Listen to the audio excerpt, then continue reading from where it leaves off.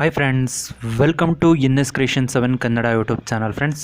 ಫ್ರೆಂಡ್ಸ್ನ ಹೊಡೆದ್ರೆ ನಿಮಗೆ ಒಂದು ಬೆಸ್ಟ್ ಎಡಿಟಿಂಗ್ ಟ್ರಿಕ್ನ ನಾನು ನಿಮಗೆ ತಿಳಿಸ್ಕೊಡ್ತೀನಿ. ಫ್ರೆಂಡ್ಸ್, ನೀವು ನೋಡ್ತಾ ಇರ್ಬೋದು, ಇಲ್ಲಿ ಒಂದು ಫುಲ್ ಸ್ಕ್ರೀನ್ ವಾಟ್ಸಪ್ ಸ್ಟೇಟಸ್ ನಿಮಗೆ ಬರ್ತಿದೆ. ಇಲ್ಲಿ ಇದೇ ರೀತಿ ನೀವು ಕೂಡ ನೀವು ಯಾರನ್ನ ಇಷ್ಟಪಡ್ತೀರಾ ಇಲ್ಲ ಅಥವಾ ನಿಮ್ಮ ಫೋಟೋನ ಕೂಡ ಈ ರೀತಿ ಫುಲ್ ಸ್ಕ್ರೀನ್ ವಾಟ್ಸಪ್ ಸ್ಟೇಟಸ್ ಆಗಿ ಕ್ರಿಯೇಟ್ ಮಾಡಿ ಬಾರ್ಡರಲ್ಲಿ ಎಫೆಕ್ಟ್ ಬರ್ತಿದೆ ಅಲ್ವಾ, ಈ ರೀತಿ ಎಫೆಕ್ಟ್ ಬರೋದಾಗಿ ಮತ್ತು ರೆಡ್ ಕಲರ್ ಎಫೆಕ್ಟು ಫೋಟೋ ಮೇಲೆಲ್ಲ ಬ್ಲಿಂಕ್ ಆಗ್ತಿದೆ. ಈ ರೀತಿ ಬ್ಲಿಂಕ್ ಆಗೋ ಥರ ಮಾಡೋದಕ್ಕೆ ಅನ್ನೊಂದು ಟ್ರಿಕ್ನ ನಾನು ನಿಮಗೆ ತಿಳಿಸ್ಕೊಡ್ತೀನಿ. ಫ್ರೆಂಡ್ಸ್, ಅದಕ್ಕೂ ಮುಂಚೆ ನೀವು ನಮ್ಮ ಚಾನಲ್ಗೆ ಸಬ್ಸ್ಕ್ರೈಬ್ ಆಗಿಲ್ಲ ಅಂದರೆ ಕೂಡಲೇ ಸಬ್ಸ್ಕ್ರೈಬ್ ಆಗಿ ಮತ್ತು ಪಕ್ಕದಲ್ಲಿರೋ ಬೆಲ್ ಬಟನನ್ನು ಪ್ರೆಸ್ ಮಾಡಿ. ಫ್ರೆಂಡ್ಸ್, ನಾನು ಯಾವುದೇ ಒಂದು ಹೊಸ ವೀಡಿಯೋ ಅಪ್ಲೋಡ್ ಮಾಡಿದ್ರೂ ನಿಮಗೆ ನೋಟಿಫಿಕೇಷನ್ ಆಗಿ ಬರುತ್ತೆ.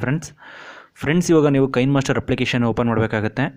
ಮತ್ತು ನೀವೇನಾದರೂ ನಾನು ಯೂಸ್ ಮಾಡ್ತಾರೆ ಕೈನ್ಮಾಸ್ಟರ್ ಏನಾದರೂ ಯೂಸ್ ಮಾಡ್ತೀನಿ ಅಂತಂದರೆ ಡಿಸ್ಕ್ರಿಪ್ಷನ್ ಲಿಂಕ್ ಕೊಡ್ತೀನಿ, ಅದ್ರ ಮುಖಾಂತರ ನೀವು ಡೌನ್ಲೋಡ್ ಮಾಡ್ಕೊಬೋದು.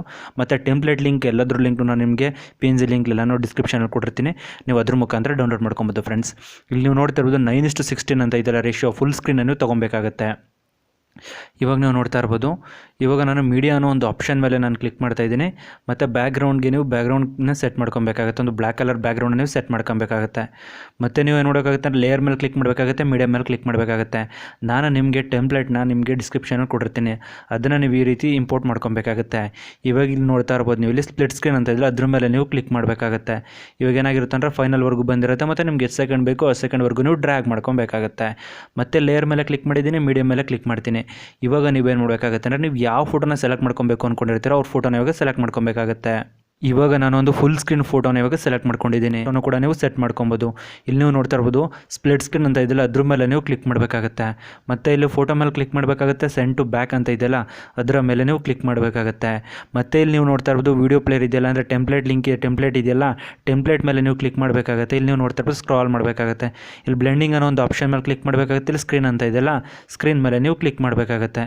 ಇವಾಗ ನೀವು ನೋಡ್ತಾ ಇರ್ಬೋದು ನಾನು ಇವಾಗ ಸ್ಕ್ರೀನ್ ಮೇಲೆ ಕ್ಲಿಕ್ ಮಾಡಿದ್ದೀನಿ.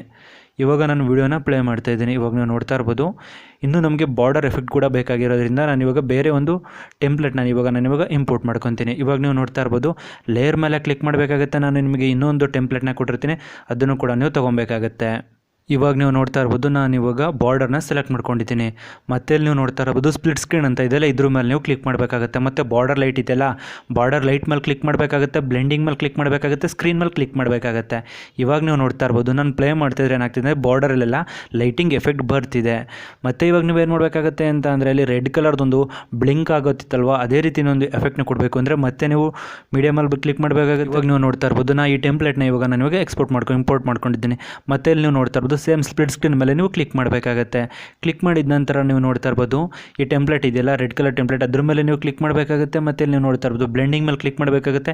ಇಲ್ಲಿ ಸ್ಕ್ರೀನ್ ಅನ್ನೋ ಒಂದು ಆಪ್ಷನ್ ನಿಮಗೆ ಸಿಗುತ್ತೆ, ಅದ್ರ ಮೇಲೆ ನೀವು ಕ್ಲಿಕ್ ಮಾಡಬೇಕಾಗುತ್ತೆ. ಇವಾಗ ನೀವು ನೋಡ್ತಾ ಇರ್ಬೋದು ನಾನು ವೀಡಿಯೋನ ಪ್ಲೇ ಮಾಡ್ತಿದ್ದೀನಿ, ತುಂಬಾ ಚೆನ್ನಾಗಿ ಬರ್ತಿದೆ.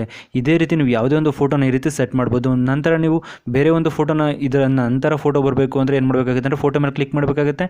ಇಲ್ಲಿ ರೈಟ್ ಸೈಡ್ ಟ್ರಿಮ್ ಮಾಡಬೇಕಾಗುತ್ತೆ, ಓಕೆ ಮೇಲೆ ಕ್ಲಿಕ್ ಮಾಡಬೇಕಾಗುತ್ತೆ. ಮತ್ತೆ ಲೇಯರ್ ಮೇಲೆ ಕ್ಲಿಕ್ ಮಾಡಬೇಕಾಗುತ್ತೆ, ಮೀಡಿಯಾ ಮೇಲೆ ಕ್ಲಿಕ್ ಮಾಡಬೇಕಾಗುತ್ತೆ. ಮತ್ತೆ ನೀವೇನು ಮಾಡಬೇಕಾಗುತ್ತೆ ಅಂದರೆ ನಿಮ್ಮ ಫೋಟೋನ ಯಾವ ಫೋಟೋ ಬೇಕು, ಫುಲ್ ಸ್ಕ್ರೀನ್ ಫೋಟೋನ ನಿಮಗೆ ಯಾವ ಫೋಟೋ ಬೇಕು ಆ ಫೋಟೋನ ನೀವು ಸೆಲೆಕ್ಟ್ ಮಾಡ್ಕೊಬೇಕಾಗುತ್ತೆ. ಫುಲ್ ಸ್ಕ್ರೀನ್ ಫೋಟೋ ಇವಾಗ ಬಂದಿದೆ. ಮತ್ತೆ ಇಲ್ಲಿ ನೀವು ನೋಡ್ತಾ ಇರೋ ಸ್ಪ್ಲಿಟ್ ಸ್ಕ್ರೀನ್ ಅಂತ ಇರುತ್ತಲ್ಲ ಇದ್ರ ಮೇಲೆ ನೀವು ಕ್ಲಿಕ್ ಮಾಡಬೇಕಾಗುತ್ತೆ. ನಂತರ ಈ 3 ಡಾಟೆಡ್ ಲೈನ್ ಮೇಲೆ ಕ್ಲಿಕ್ ಮಾಡಬೇಕಾಗುತ್ತೆ. ಫೋಟೋ ಲೇಯರ್ ಇದೆಯಲ್ಲ ಫೋಟೋ ಮೇಲೆ ನೀವು ಕ್ಲಿಕ್ ಮಾಡಿದ ನಂತರ ಇಲ್ಲಿ 3 ಡಾಟೆಡ್ ಲೈನು ಮತ್ತು ಸೆಂಡ್ ಟು ಬ್ಯಾಕ್ ಅಂತ ಇದೆಯಲ್ಲ ಸೆಂಡ್ ಟು ಬ್ಯಾಕ್ ಮೇಲೆ ನೀವು ಕ್ಲಿಕ್ ಮಾಡಬೇಕಾಗುತ್ತೆ. ಇವಾಗ ನೀವು ನೋಡ್ತಾ ಇರೋದು ನಾನು ವೀಡಿಯೋನ ಪ್ಲೇ ಮಾಡ್ತಾ ಇದ್ದೀನಿ. ಇವಾಗ ವೀಡಿಯೋ ಪ್ಲೇ ಆಗ್ತಿದೆ. ವಿಡಿಯೋ ಪ್ಲೇ ಆಗಿದ ನಂತರ ನೀವು ನೋಡ್ತಾ ಇರ್ಬೋದು ಇದೇ ಎಫೆಕ್ಟ್ ಈ ಫೋಟೋ ಮೇಲೂ ಕೂಡ ಇದೇ ರೀತಿ ಲೈಟಿಂಗ್ ಎಫೆಕ್ಟ್ ಬರ್ತಿದೆ.